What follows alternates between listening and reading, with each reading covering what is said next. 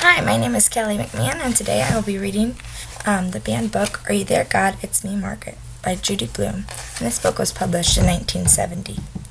This book is banned in Gilbert, Arizona, Tuscaloosa, Alabama, Fond du Lac, Wisconsin, and Xenic, Ohio. And I'll be reading from chapter 17. Oh no! Oh no! What is it, Nancy? I asked. Oh, please. Oh, no. Are you okay? I banged on the wall separating us. Get my mother. Quick, she whispered. I stood in front of her booth then. What's wrong? I tried the door, but it was locked. Let me in. Nancy started to cry. Please get my mother. Okay, I'm going. I'll be right back.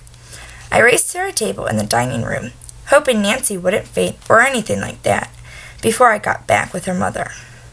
I whispered to Mrs. Wheeler. Nancy is sick. She's in the bathroom crying, and she wants you.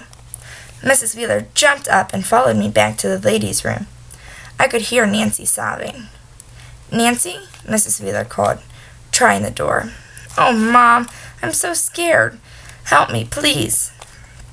The door's locked, Nancy. I can't get in, Mrs. Wheeler said. You've got to unlock it. I can't, Nancy cried. I could crawl under and open it from the other side, I suggested. Should I? I asked Mrs. Wheeler. She nodded.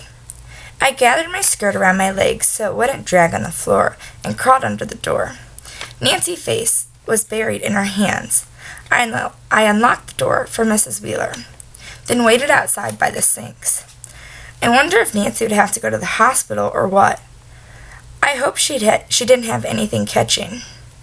In a few minutes, Mrs. Wheeler opened the door a crack and handed me some change. Margaret, she said, would you mind getting us a sanitary napkin, please? I must have given her a strange look, because she said, from the dispenser on the wall, dear, Nancy's menstruating. Does she always act like that? It's her first time, Mrs. Wheeler explained. She's frightened. Nancy was crying, and there was a lot of whispering going on. I couldn't believe it. Nancy, who knew everything, she lied to me about her period. She had never had it before. I put the change in the machine and pulled the lever.